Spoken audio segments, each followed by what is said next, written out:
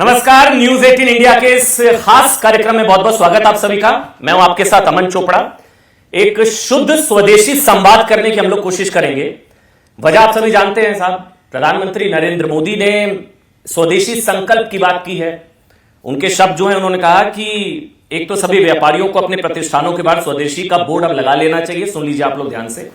उन्होंने कहा कि हमारे संस्कृति के उत्सव, आत्मनिर्भरता के भी उत्सव होने चाहिए। अब स्वदेशी को जीवन का मंत्र बनाना होगा। इसका बैकग्राउंड आप सभी जानते हैं, टैरिफ वॉर जो कि आज लागू हो चुका है, 50% भारत पर टैरिफ। तो स्वदेशी को लेकर जो बहस है, हमको लगा साहब पूरे भारत क्या पूरी दुनिया में भारत के स्वदेशी या भारत के सबसे बड़े ब्रांड एम्बेसडर अगर कोई है तो एक ही नाम जहन में आता है, भारत में स्वदेशी के सबसे बड़े ब्रांड एम्बेसडर। इसलिए मैं नाम लूंगा ही नहीं, पहचान जाइए। स्वामी रामदेव, प्रणाम। प्रणाम मेरे भाई। नमस्कार, बहुत बहुत धन्यवाद, आपने समय निकाला। मेरी नजर में ये कुछ लोग कह रहे हैं आपदा है, एक संकट है, लेकिन मैं आपका बयान सुन रहा था कि आपदा नहीं, एक अवसर है। मुझे समझाइए कैसे, क्योंकि जो लोग आपको देख रहे हैं, सुन रहे हैं, वो थोड़े से मतलब वो शंका में है कि जीडीपी का क्या होगा, उद्योगों का क्या होगा। 50% भारत की जीडीपी अच्छी होगी, भारत की ग्रोथ रेट अच्छी होगी, भारत की करेंसी की वैल्यू ज्यादा होगी, भारत की जो आर्थिक प्रगति है वो ज्यादा होगी। और इसमें जो अमेरिका ने एक पूरी दादागिरी करके द्वितीय विश्व युद्ध के बाद में जो पूरा एक लोकतांत्रिक रूप से कहने को तो अपने आप को पूरी दुनिया का वो सिरमौर कहता है, लोकतांत्रिक रूप से उसे सबसे बड़ा देश भारत है, लेकिन द्वितीय विश्व युद्ध के बाद में वर्ल्ड बैंक, IMF, WTO सब वहां बना करके बैठ गए। और पूरी दुनिया का आज करीब 80% पूरी दुनिया का व्यापार डॉलर में होता है। तो पूरी दुनिया मेहनत करे और डॉलर में उसका जो क्रेडिट है पूरा का पूरा अमेरिका लेकर के बैठ जाए। एक तरह से ये आर्थिक अन्याय है, आर्थिक अपराध है, इकोनॉमिकली क्राइम है एक तरह से बहुत बड़ा। और मैं तो इसको राजनीतिक दृष्टि से भी, नैतिक दृष्टि से भी, मानवीय दृष्टि से भी एक पाप और अपराध मानता हूं कि एक देश पूरी दुनिया के लोगों के श्रम को, उनके को कुचलता हुआ, उनके स्वाभिमान को कुचलता हुआ अपने आप को जो है आगे बढ़ा रहा है। तो ये एक तरह से इस सदी की एक सबसे बड़ी राजनीतिक त्रासदी है। और इसको ठीक करने के लिए क्या करना पड़ेगा? हमें अब आर पार का फैसला लेना पड़ेगा। वैसे तो न्यूज 18 पर आर पार भी बहुत जोर से चलता है और देश नहीं झुकने देंगे उसको। तो आप उसके मैंने बहुत ज्यादा देखा। मैं सबसे ज्यादा यदि कोई बहस जिसको मैं पसंद करता हूँ, बहसों में कुछ संवाद के कार्यक्रम होते हैं और भी कुछ पत्रकार हैं जो मेरे बहुत पसंदीदा हैं, लेकिन आपका कार्यक्रम सच में एक गौरव और स्वाभिमान पैदा करता है। तो वो गौरव, एक जो कुंठा जो मन में पड़ी हुई है ना, गीता में भगवान श्री कृष्ण ने क्या कहा अर्जुन को, क्लब्य मास्म गम प्रार्थना तत्त्वोपपद्यते क्षौद्रम हृदय दौर्बल्यम तत्व उत्तिष्ठ परंतप। तो ये जो कुंठा है ना, अरे हम अमेरिका से कैसे लड़ पाएंगे। मैं तो आज लोगों को मैं तो कहता हूं गणेश चतुर्थी से ही, गणेशोत्सव से ही इस बात का श्री गणेश करें कि हमें अमेरिका की सारी कंपनियों का बहिष्कार, एप्पल नहीं खरीदना कुछ दिन के लिए। जो आप पहले वाले हैं वो चलेगा भी। वहां की कंपनी बगावत कर रही है, उनका तो स्वागत कर रहे हैं ना हम लोग। सुनो, एप्पल का मत खरीदो अभी थोड़ी देर। अरे एक बार सारे अमेरिका की सारी कंपनियों का बहिष्कार करो तो अमेरिका में बगावत हो जाएगी ट्रंप के खिलाफ। हमें उन कंपनियों को भी खिलाफ नहीं, वापस में कह रहा हूं। आप कोका कोला से लेकर के पेप्सी, माने मैकडॉनल्ड्स के काउंटर्स पर ग्राहक नहीं दिखाना चाहिए। अरे अपने घर की रोटी खा लो, दाल रोटी सब्जी ज्यादा अच्छी है। थोड़ी देर एक बर्गर पिज्जा नहीं खाओगे तो पेट और अच्छा हो जाएगा, हेल्थ अच्छी हो जाएगी, इंप्रूव हो जाएगी। मैकडॉनल्ड्स का, सबवे का, KFC का, कोका कोला का, पेप्सी का, एप्पल का, और भी जितने भी अमेरिकन कपड़े हैं, जूते हैं, चप्पल हैं, जो भी उनके कॉस्मेटिक्स हैं, hair care, dental care, skin care, और अब हमारे पास बेस्ट ऑप्शन है, अफोर्डेबल है और देश का पैसा देश में, देश की सेवा मिलेगी तो क्या दिक्कत है। तो मैं आपको बात ये कहना चाहता हूँ, 100% स्वदेशी। मैं इसको जीता हूँ, आप तो जीते ही हैं, मतलब ऊपर से नीचे तक। स्वदेशी के सबसे बड़े और हमने ये लोगों को हम पर बहुत आरोप लगा, पहले तो हमारी उपेक्षा की, अरे बाबा इनके क्या औकात है, फिर कहते अरे ये तो बढ़ गया, इसका विरोध करो, इसको दबाओ। तो उपेक्षा और जो है विरोध के पूरे के पूरे संघर्ष से हम गुजरते हुए यहां तक पहुंचे और हमने कहा हमारा सारा अर्थ परमार्थ के लिए। हम बिना अर्थ के तो व्यर्थ होगी जिंदगी और अनर्थ होगा जीवन में। अर्थ परमार्थ में लगना चाहिए, स्वार्थ में नहीं लगना चाहिए। इसका संकट तो है ना, ये तो ये मैं अब उसी बात को मैं उस पर जो आपने कहा ये अवसर है, मैं पूछ रहा हूं ये मेक इन इंडिया, मतलब ये टैरिफ ऑन इंडिया का जवाब हो सकता है मेक इन इंडिया या मेक इन इंडिया की दहाड़ में। आपने बताया अवसर है, अवसर कैसे मुझे समझाइए, मैं समझने आया। वर्ल्ड का मैन्युफैक्चरिंग हब बनाओ भारत को, दुनिया की फैक्ट्री भारत सारी चीजों में।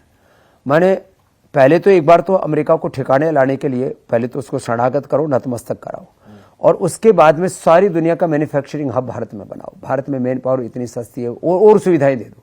चाइना की तरह उनको लैंड में मुफ्त में दे दो, बिजली में मुफ्त में दे दो। हमारे यहाँ पर बिजली खूब पैदा हो रही है, अब तो सोलर इतना ज्यादा एनर्जी पैदा हो गई है हमारे पास में।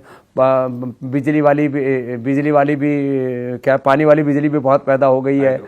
सब कुछ हमारे पास में इतना सब कुछ है।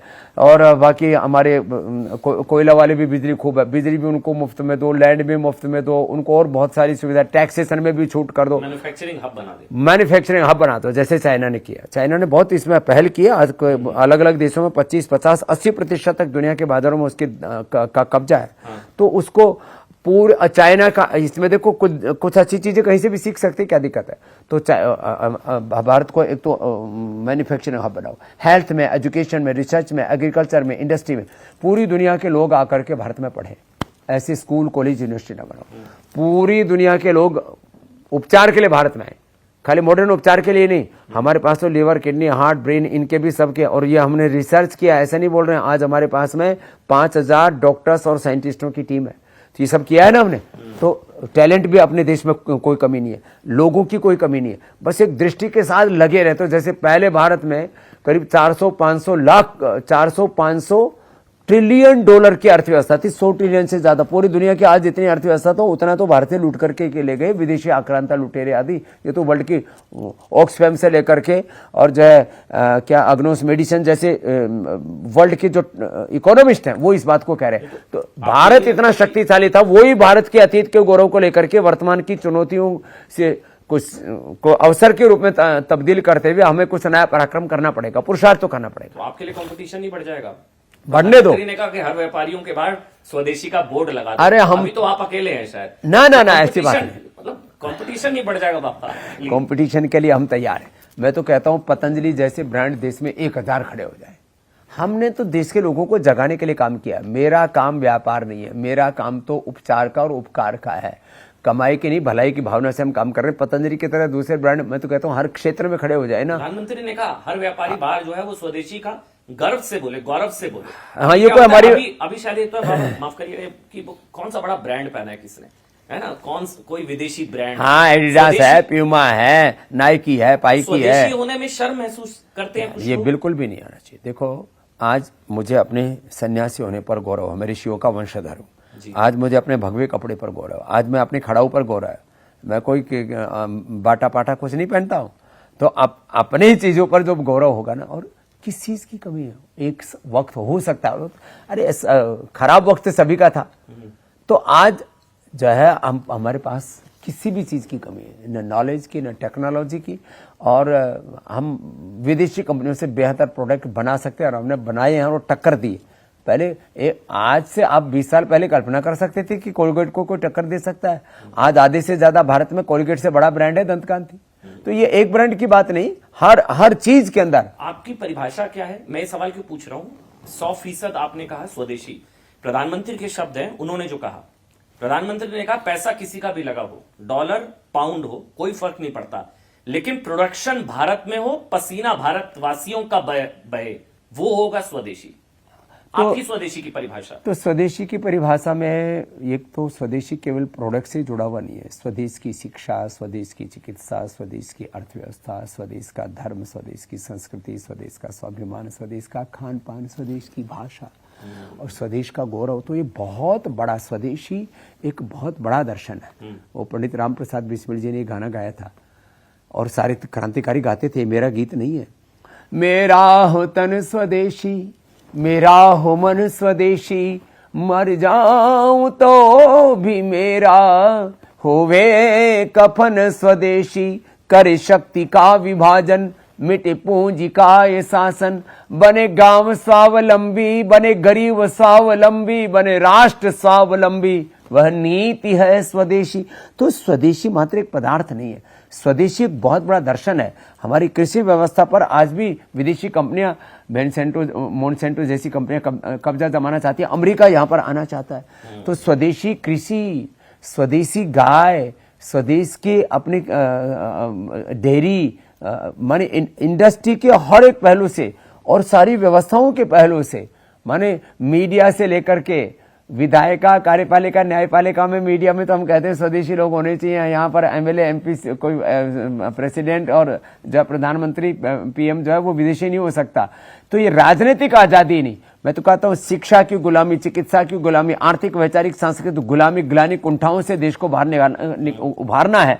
और मैं तो कहता हूँ लोगों को शर्म आनी चाहिए कि जो विदेशी ब्रांड यूज करते हैं, जो कॉन्वेंट स्कूलों में अपने बच्चों को पढ़ाते हैं और जो भारतीय शिक्षा बोर्ड से संबद्ध विद्यालयों में अपने बच्चों को नहीं पढ़ाते, उनको एक अपराध बोध होना चाहिए कि हम देश के साथ गद्दारी या कृतज्ञता कर रहे हैं। जो मैकाले पाप करके गए, जो अंग्रेज पाप करके गए, वो सारे पाप के हम पोषक बने हुए, ये तो ठीक नहीं है। मेरे को एक चीज समझाइए, प्रधानमंत्री ने जिस तरह से सिचुएशन को हैंडल किया, क्योंकि अब मैंने स्वदेशी की बात की, विपक्ष का कहना है कि ये मोदी की मोदी का फेलियर है, विदेश नीति नाकाम रही, इस वजह से ट्रंप ने ये टैरिफ थोप दिया, मोदी ने सरेंडर कर दिया, मोदी झुक गए। एक ये पक्ष है। दूसरा पक्ष ये है कि पूरी दुनिया सरेंडर मोड में थे, मोदी नहीं झुके, भारत नहीं झुका, यही बौखलाहट है ट्रंप की, जिस वजह से ये थोपा गया टैरिफ। आपका क्या पक्ष है? मोदी जी ने एक भारतीय मानस में जैसा होता है सबके लिए गौरव, खूब सत्कार दिया था ट्रंप को, लेकिन शायद वो सत्कार के काबिल नहीं थे।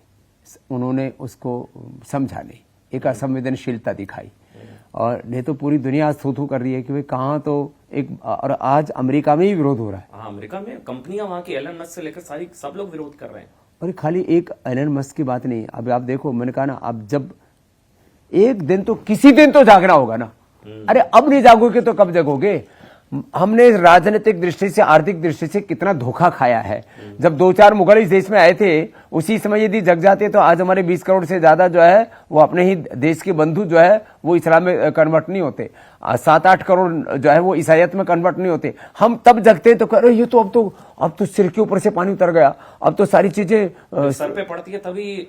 तो ये मुझे तो लगता है कि आज एक दिन में सारे देश, कहीं पर कोई, मैंने कहा ना, मैकडॉनल्ड्स के काउंटर पर, सबवे के काउंटर पर, कोका कोला, पेप्सी, एक भी हाथ में बोतल पकड़ के ना दिखाई दे, कोई भी एप्पल के काउंटर पर कोई खरीदारी ना मिले, देखने कोई ना मिले, कोई खरीदने वहां जाए तो उसके पड़ोस वाले उसको बताएं, अरे क्या कर रहा है? एक तरफ तो अमेरिका हमें धमका रहा है, हमारी तरफ टेढ़ी निगाहें कर रहा है, भारत का अपमान कर रहा है, भारत का तिरस्कार कर रहा है, आप किसके काउंटर पर खड़े होकर के क्यों खरीद रहे हो? वैकल्पिक व्यवस्था भी तो थी। अरे इतने, अरे साहब कोई दिक्कत नहीं है। जितने भी, अब मैंने जो भी आपको खाने पीने की बातें बताई, पिज्जा बर्गर थोड़ी देर नहीं खाएंगे तो अपने दाल रोटी सब्जी कोई कम है क्या? ज्यादा अच्छी है।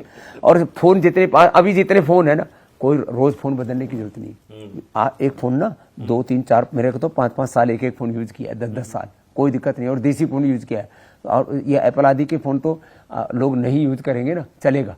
तो आप कुछ दिन तक एक बार तो झटका दो जोर का, और जब फिर सरेंडर करे तब बाद में कहो कि ठीक है अब तो माफ कर दिया, आगे से ये दादागिरी, ये गुंडागर्दी नहीं होनी चाहिए। आपने कहा भारतीयों को एकजुट होने की जरूरत है, बहुत जरूरी है। सामूहिकता की ताकत के बिना कुछ भी नहीं हासिल होगा। हिंदू समाज की एकजुटता की बात मोहन भागवत ने की और उस पर जोर दिया, जो उनका व्याख्यान हुआ उसमें मैं भी था, आप भी थे, तो वो शुरुआत वहीं से करनी होगी, हिंदू समाज की एकजुटता की बात, उस पर जोर दिया मोहन भागवत। हिंदुओं में जाति, वर्ग, समुदाय, भाषाओं के नाम पर, प्रांतों के नाम पर जो फूट थी, विचारधाराओं के नाम पर, इस सब चीजों को भुला करके और एक होना पड़ेगा। और इसमें कुछ बहुत ही ज्यादा थोड़े ठंडे हैं, कुछ थोड़े क्रांतिकारी हैं। और आज़ादी की धारा में भी आपने देख रहे थे, एक गरम दल, एक नरम दल, और फिर जो है सशस्त्र क्रांति के साथ एक हथियार की लड़ाई थी, एक विचार की लड़ाई थी। फिर उसके बाद राजनीतिक रूप से एक लड़ाई भी हमें लड़नी पड़ी, और धीरे धीरे फिर एक जो है देश को एकजुट करके हमने वो हासिल किया राजनीतिक आज़ादी को।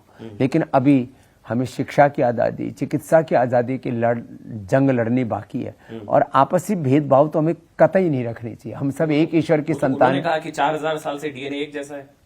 मैं तो 4000 साल से नहीं, मैं तो कहता हूँ 1 अरब, थोड़ा सा आंकड़ा इसमें ना वो थोड़ा लोक प्रसिद्ध बातों को ले लिया उन्होंने। 1 अरब 96 करोड़ 8,53,126 वर्षों से हमारे पूर्वजों का एक डीएनए है, एक हम ऋषियों के कुल के हैं, और यही हमारे भीतर गुण होना चाहिए। हम सब ऋषियों की संतानें हैं, एक ही हमारे पूर्वज हैं। ये हमारे गुण कर्म स्वभाव के अनुसार अलग अलग कुशलताओं, आजीविका और अलग अलग कुशलताओं के आधार पर वर्ग भेद हो गए। ये कोई वर्ण भेद नहीं है, कोई जाति भेद नहीं है। तो कार्य का भेद तो अभी भी है, और जब तक सृष्टि रहेगी तब तक रहेगा।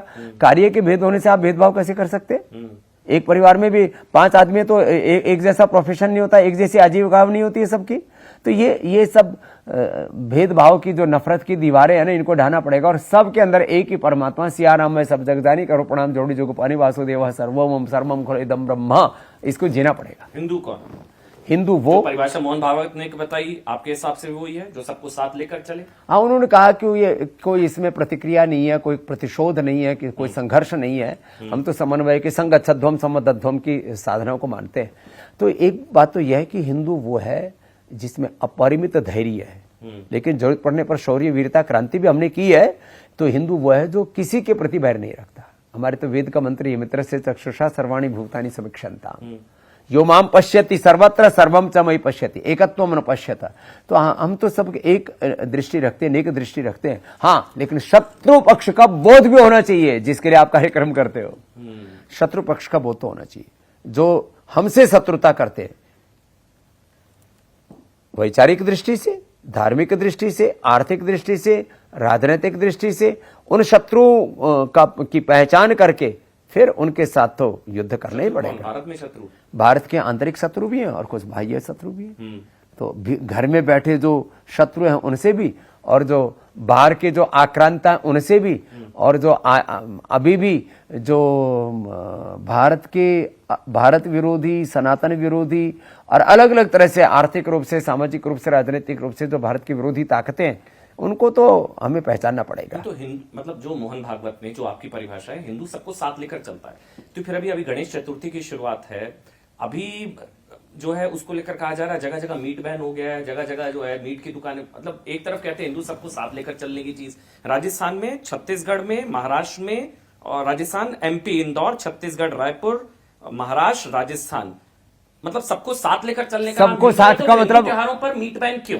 तो फिर उनको भी तो साथ चलना चाहिए, नहीं कि भाई हमारी श्रद्धा है, हमारी आस्था, हमारा विश्वास है, सहिष्णुता, तो उनको भी ये टॉलरेंस है मुसलमान भाइयों में भी आना चाहिए। वो भी तो हमारे भाई हैं, ये ईसाइयों में भी आना चाहिए ना, उनको भी तो आदर करना चाहिए ना। उन्होंने कहा हम अपनी श्रद्धा के ऊपर 100% दृढ़ता रखते हैं, लेकिन दूसरों को भी हमारी श्रद्धा का आदर करना चाहिए जब हम उनकी श्रद्धा का आदर करते हैं, उनके विश्वास का आदर करते हैं। फैसले इस तरह के सही होते हैं, सही होते हैं। और असम में भी एक शूट साइट का ऑर्डर पता लगा होगा आपको, हेमंता बिस्वा शर्मा, धुबरी में दुर्गा पूजा तक शूट साइट का ऑर्डर दे दिया गया है कि जो है कट्टरपंथी अल्पसंख्यक जब वो यात्रा निकलती है तो पत्थरबाजी होती है, वहां पर शूट साइट का ऑर्डर। ये मैं कुछ उदाहरण दे रहा हूं, हिंदू सबको साथ लेकर चलने का नाम, तो फिर ऐसी चीजें क्यों? नहीं, देखिए, ये देखो, एक बात है, मैं कहता हूं मैं सबसे प्रेम करता हूं, लेकिन यदि मुझ पर कोई वार करता है, घात प्रत्याघात करता है, मुझे कोई मारना चाहेगा, तो आत्मरक्षा तो मेरा अधिकार है ना। तो ये मैत्री हमने सबसे की है, लेकिन ये नहीं कि हमने युद्ध नहीं किया। हमारे पुरखों ने पूरी दुनिया में अपने जो साम्राज्य कायम किए युद्ध के आधार पर ही की। भगवान राम की पहचान किससे? युद्ध से। भगवान कृष्ण की पहचान किससे? युद्ध से। लेकिन वो युद्ध कैसा? वो धर्म युद्ध है। हम अनीति पूर्वक नहीं चले। अपनों के खिलाफ थोड़ी ना युद्ध। हाँ, तो युद्ध शत्रु पक्ष से। जो हमको माने वो भी अपने, जो नहीं माने वो भी अपने। नहीं, वो वैचारिक दृष्टि से कह रहे थे, युद्ध तो करना ही पड़ेगा। युद्ध ऐसी परिस्थिति में होता है जब दूसरा आप पर आक्रामक हो जाता है, दूसरा आपको पराजित करना चाहता है, दूसरे आपके अस्तित्व को ही, आपके वजूद को ही खत्म कर देना चाहता है। तो शत्रु बोध जो है ना, आप शत्रु बोध के बारे में उनसे प्रश्न पूछिए, तब वही उत्तर देंगे जो मैं दे रहा हूं। बिल्कुल पूछेंगे। हाँ, तो धर्म युद्ध है ये। तो एक धर्म युद्ध यहाँ भी छिड़ा हुआ है बाबा। हाँ। समझ गए ना मैं किसकी बात कर रहा हूं? आप कह रहे हिंदू एकजुट, हिंदू एकजुट, धर्माचार्यों में धर्म युद्ध छिड़ा हुआ है।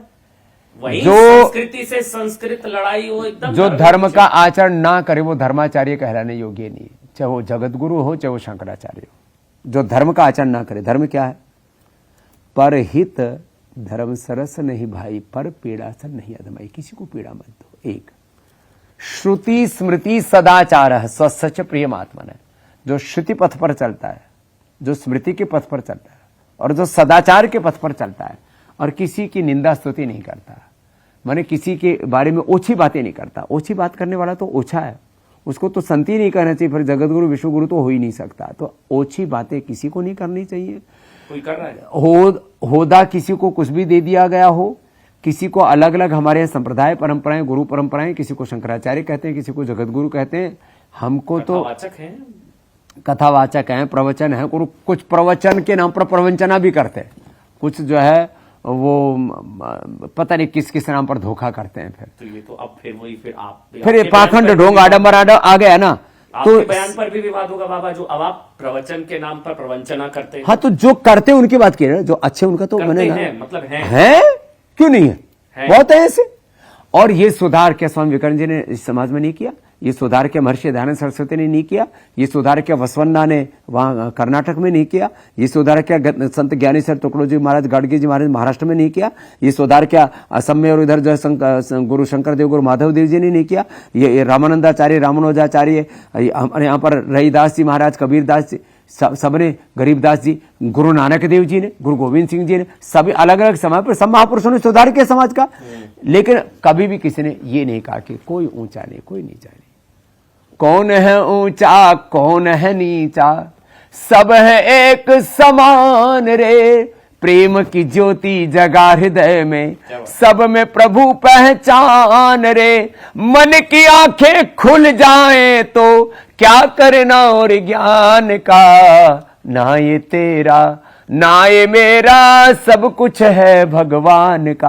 तो एक ब्रह्म के ईश्वर के नाते हम एक ईश्वर की संतानें हैं ना। तो ये तो फिर आपस में लड़ेंगे तो उन शक्तियों से कैसे लड़ेंगे? हाँ, तो इसलिए लड़ो शत्रुओं से, शत्रु पक्षों से। युद्ध है, जगत गुरु प्रेमानंद महाराज, अनिरुद्ध। मैं तो सबसे हाथ जोड़ करके कहूंगा, ये बताइए, ये आपस में एक दूसरे के साथ वैर भाव छोड़ दो। योस्मान द्वेष्टि यम यम दिस्म स्तंभो जम्बे दधम, वेद भगवान कह रहे मित्र से चक्षुषा सर्वाणी भूतानि समक्षंताम।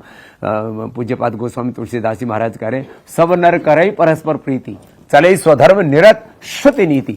तो भाई देखो, जो आपस में वैर भाव करते हैं वो साधु संत धर्माचार्य कहलाने योग्य ही नहीं है। जगत गुरु और शंकराचार्य तो बहुत बड़ी बात है। तो इनको सबको ऐसा आचरण करना चाहिए कि जो है आपस में कम से कम मत करो। अरे लड़ने के लिए तो हमारे शत्रु बहुत है, सनातन के शत्रु, राष्ट्र के शत्रु चारों तरफ से घात लगाए बैठे, उनके साथ ही लड़ लो। विरोध कहते हैं कि महिलाओं को चरित्र का प्रमाण पत्र दिया जा रहा है कि चरित्र पवित्र नहीं है। सबसे ज्यादा विवाद हो गया लिव इन, ये लिव इन को लेकर बहस छिड़ी हुई है। प्रभु आप किस तरफ है, आपका क्या पक्ष है? देखिए मैं तो संस्कृति से संस्कृत पर आ गई, तो संस्कृति भारतीय संस्कृति लिव इन नहीं। देखो एक बात तो है, भारत से प्रतिष्ठित संस्कृतम संस्कृति तथा, ये अच्छी बात है। तो ये भारत की जो प्रतिष्ठा है, भारत की जो भाषा है, भारत के वेद दर्शन उपनिषद पुराण आदि सब ठीक है, और जीवन की सच्चरित्रता पवित्रता वो भी ठीक है। तो देखो चरित्र की पवित्रता तो लेडीज और जेंट्स दोनों में समान रूप से, ये बात अलग है कि आज चारित्रिक सुप्त देश का पतन हुआ है, नशाखोरी भी बढ़ी है, ड्रग एडिक्शन भी बढ़ा है, हमारे यहाँ पर ठलवे भी बढ़े हैं, लोग सोशल मीडिया पर 3-3, 4-4, 6-6 घंटा 8-8 घंटा पिले रहते हैं। तो ये भाई काम करो ना देश के लिए कुछ। यदि काम नहीं करता, मैं भी एक अनपढ़ माँ बाप के घर में गवर्नमेंट स्कूल में पढ़ करके, गुरुकुल में पढ़ करके यहाँ पर बैठा हूँ आपके सामने, हमने इस देश के लिए कंट्रीब्यूशन किया। तो एक तो संत की परिभाषा ये होनी चाहिए, उसका जीवन चरित्र आचरण ऐसा होना चाहिए, वो कम से कम सात्विक आत्माओं से तो वैर ना करे, धर्म युद्ध करे अलग बात है। और दूसरी बात, उसका देश के लिए क्या कंट्रीब्यूशन। तो जिनको भी आगे संत कथाकार बाबा लगाओ ना, यू आस्क देम, मैं आपसे कह रहा हूं, आप भी ऐसे थोड़ा 2-4 से इंटरव्यू करने पहुंच जाओ, what is your contribution for nation building, आपका देश निर्माण में क्या योगदान है, हेल्थ में, एग्रीकल्चर में, इंडस्ट्री में, कैरेक्टर बिल्डिंग में, आपको देश को अच्छा बनाने में किस दिशा में आपने काम किया है। आप देखेंगे बहुतों का तो खाली अपने मठ मंदिर बनाए, बहुतों ने अपना वजूद बढ़ाया है, साधु वो नहीं है जो अपना वजूद नहीं, वो योगदान बताते हैं चरित्र निर्माण, चरित्र का सर्टिफिकेट दे रहा। मैं बार बार कह रहा हूँ, एक सवाल है मेरा, मैं चाहूंगा उस पर आप बेबाक राय रखेंगे। लिव इन को लेकर बहस है, आप किस तरफ हैं, क्या पक्ष है? ये चरित्र अपवित्र हो जाता है, लिव इन में तो रहता है, ये चॉइस का मामला है। देखो इसको अमन जी, यदि आप भारतीय परिप्रेक्ष्य में देखो तो परिवार नाम की जो एक संस्था है उसका रेस्पेक्ट करते हैं हम सब, ठीक, और हम सभी भारतीय, इसमें कोई हिंदू मुसलमान सिख ईसाई की बात नहीं, कैथोलिक हो, मुसलमान हो, हिंदू हो, परिवार नाम की संस्था का सब आदर करते हैं। लेकिन ये जो लिविंग के नाम पर कुछ लोग जो है ना, कईयों से जो मुंह मारने वाली बात है ना, वो कोई भी अच्छा नहीं मानता, समाज भी अच्छा नहीं मानता, माँ बाप भी अच्छे नहीं मानते, और फिर जो ये काम करते हैं कुछ दिनों के बाद उनके अंदर भी कुंठा आ जाते हैं, कुछ तो सुसाइड करके बाद में मरते हैं। तो इसलिए प्यार कोई ऐसा ये किसी दुकान पर खड़े होकर के चाट मसाला खाना या तो चॉइस है ना भाई। अरे चाट मसाला खाने जैसा काम नहीं। अरे चॉइस में वर्क की चॉइस होती है, आजीविका की चॉइस होती है, और कपड़े लत्तों की चॉइस होती है, खाने पीने की चॉइस होती है। ये तो प्रेम जो है ना, वो भरोसे का काम है। वो ऐसे मतलब इसको मजाक नहीं समझना चाहिए। आजकल जो जवान लड़के लड़कियां है ना, उसमें अरे क्या दो चार के साथ तो संबंध बना के देखना ही चाहिए। ये जो एक गलत थॉट प्रोसेस है, इसी वजह से वैवाहिक जीवन ज्यादा नहीं चल पा रही। ये जो सवाल नहीं, बहुत चीजें चल रही हैं। तो मैं किसी एक पर्टिकुलर सब्जेक्ट के ऊपर टिप्पणी नहीं करना चाहता कि अब हमारे यहाँ पर विवाह के भी 10 प्रकार है, लेकिन विवाह के नाम की संस्था, माने ये जो आपस में जो रिश्ता है ना, वो फिजिकल रिलेशन नहीं है, वो इमोशनल होना चाहिए। वो उसमें एक दूसरे के प्रति सैक्रिफाइस का भाव होना चाहिए, एक दूसरे के प्रति अनकंडीशनल सरेंडर होना चाहिए, एक दूसरे के प्रति कृतज्ञता, प्रेम, सहानुभूति, और अंतिम स्वास्थ्य के एक दूसरे का साथ निभाने की बात है। माँ अपने बेटे का अंतिम समय तक साथ निभाती, एक गुरु अपने शिष्य को अंतिम समय तक उभारता है। तो ये प्रतिबद्धता होनी चाहिए। संबंधों में जो छिछोरापन है ना, वो तो किसी भी हद पर ठीक नहीं ठहराया जा सकता। बाकी तो भाई देखो, कुछ लोग कैरेक्टर के सर्टिफिकेट बांट रहे हैं, उनका खुद का कैरेक्टर देखोगे तो दिवालिया निकला पड़ा। किसकी बात कर रहे हैं हम? इशारों में बार बार आपने 10 बार इशारा दिया, मैं समझ नहीं पा रहा। पहली बार नहीं समझो, वो ये अच्छा है। मैं पहली बार समझ नहीं पा रहा प्रभु, आपने 10 बार इशारा दिया है। बहुत लोग दूसरों को कैरेक्टर का सर्टिफिकेट बांटते हैं, और उनके खुद के आप भीतर झांक करके देखोगे ना जीवन में, तो पता लगेगा उनके चरित्र का क्या हाल है। तो जिनका चरित्र का खुद का दिवालियापन निकला पड़ा है, वो किसी के चरित्र के ऊपर टीका टिप्पणी ना करें। मैं किसी व्यक्ति के ऊपर फिर भी बात नहीं कर रहा हूँ, लेकिन टीका टिप्पणी तो 1-2 ही कर रहे हैं। नहीं, 1-2 नहीं कर रहे समाज में। अरे आप जहां देखो वहीं लोग ज्ञान बांटते फिर रहे। नहीं, मैं कथावाचकों की बात कर रहा हूँ। अरे कथावाचक, कथा देखो, कथा तो पूज्य मोरारी बापू जी बात से, कथा तो जो है हमारे पूज्य रमेश भाई ओझा भी बात से, कथा तो हमारे पूज्य राजेंद्र दास जी महाराज कितने बड़े महापुरुष हैं, वो कथा बात से। लेकिन आप उनके देखो कुछ बातों में विवाद हो सकता है। हमारे पूज्य राम भद्राचार्य जी बहुत बड़े विद्वान हैं, लेकिन कभी कभी वो ऐसी बातें कर देते हैं, वो विवादों में घिर जाते हैं। तो देखो, सही करते हैं, गलत करते हैं। दरअसल विद्वान बहुत बड़े हैं, तो कभी कभी विवादित बातें कर देते हैं।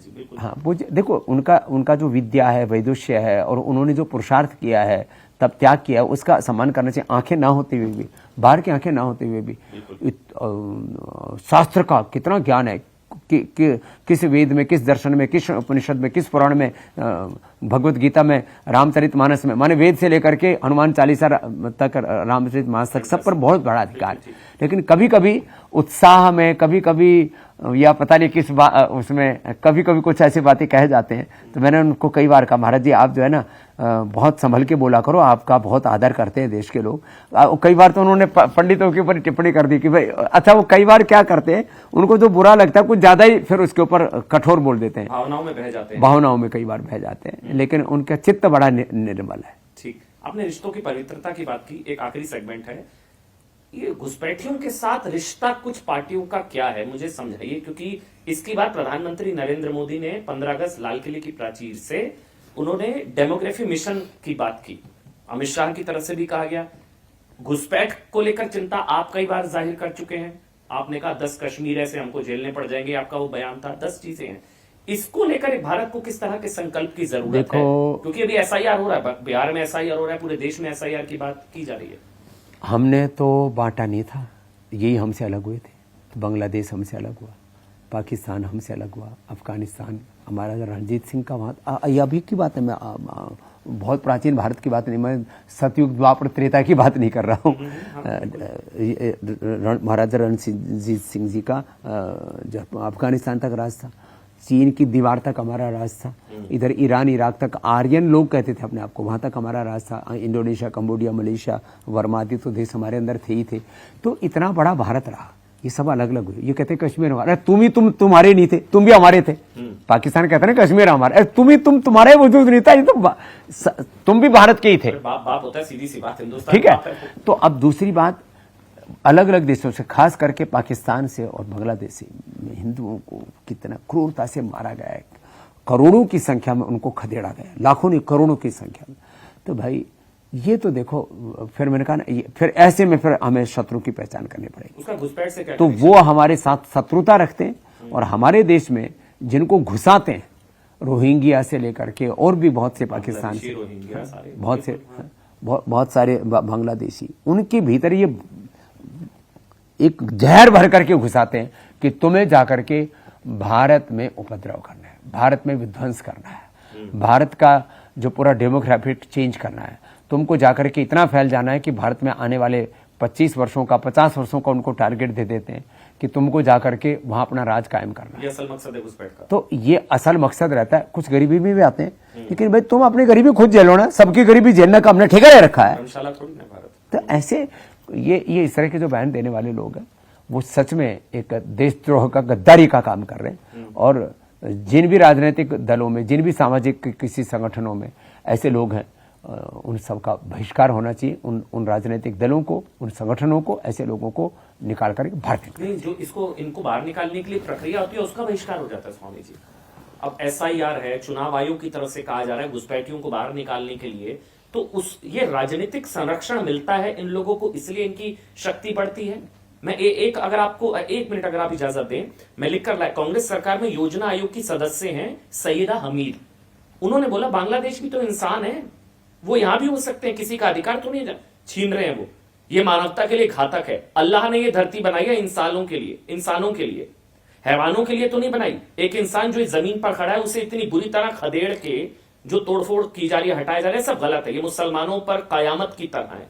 ये जो है ये परिवार, गांधी परिवार की करीबी योजना आयोग की सदस्य रही सैयदा हमीद, कह रहे बांग्लादेशी भी तो अपने हैं, वो यहाँ रहते हैं, तो क्या प्रॉब्लम। भारत के लोगों ने तो कोई उपद्रव नहीं किया था, ट्रंप ने क्या किया था, हथकड़ियां बेड़ियां बांध करके, हाँ, बिल्कुल, कैसे कैसे जहाजों से लोगों को तरते देखा, आंखों में आंसू आ गए थे।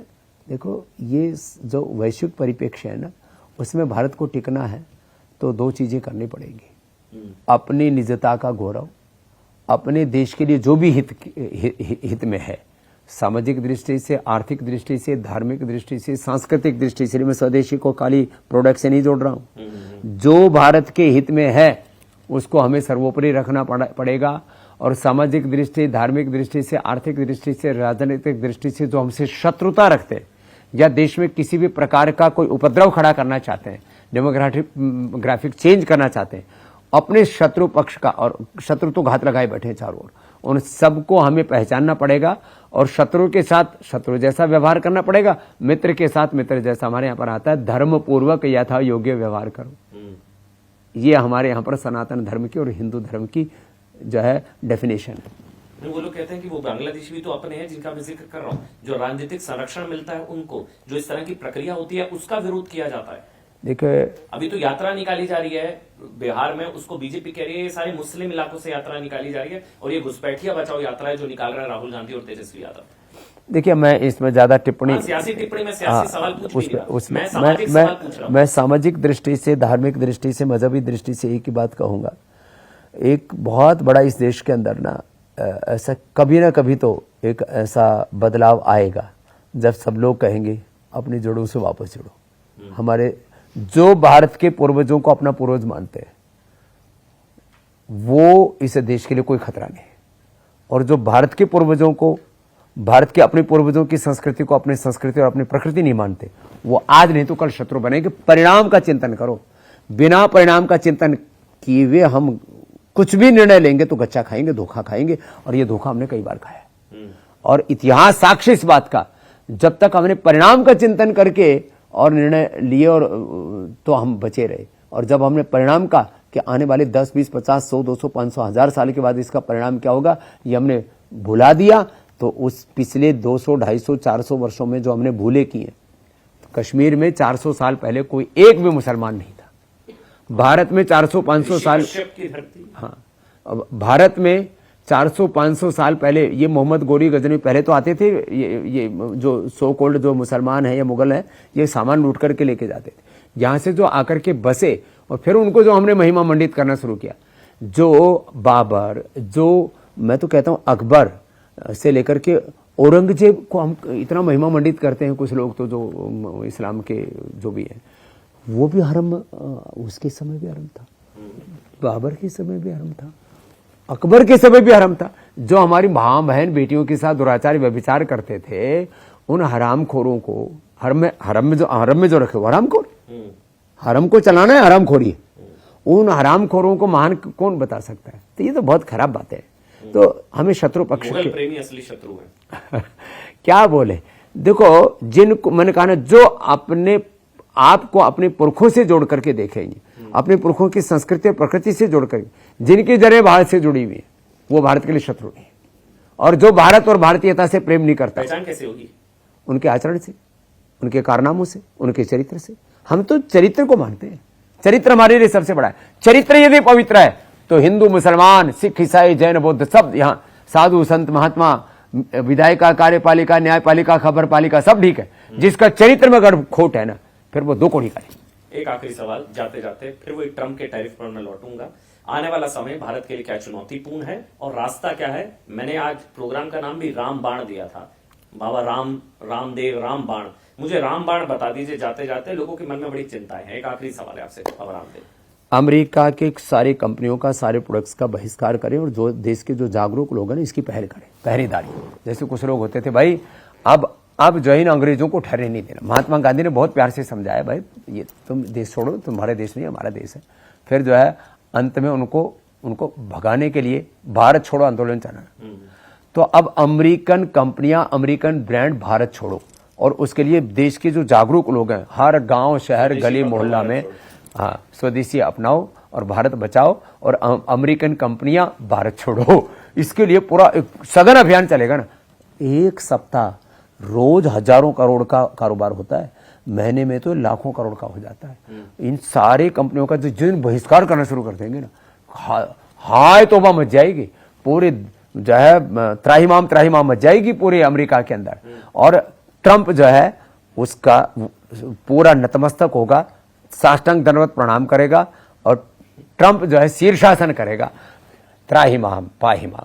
तब तक ये बहिष्कार, बाइकाट जारी रहना चाहिए। बहुत बहुत शुक्रिया बाबा रामदेव। नमस्ते। हर मुद्दे पर बेबाक राय आपने रखी बाबा रामदेव। लेकिन हाँ, एक चीज जो मुझे समझ में आई, वो सबसे इंपॉर्टेंट है, विदेशी भगाओ, स्वदेशी अपनाओ, और इसी से देश बचेगा, इसी से देश बचेगा। स्वदेशी का संकल्प यही, आत्मनिर्भर बनेगा भारत का तप, स्वदेशी का संकल्प। बहुत बहुत धन्यवाद स्वामी, नमस्ते। बहुत बहुत धन्यवाद।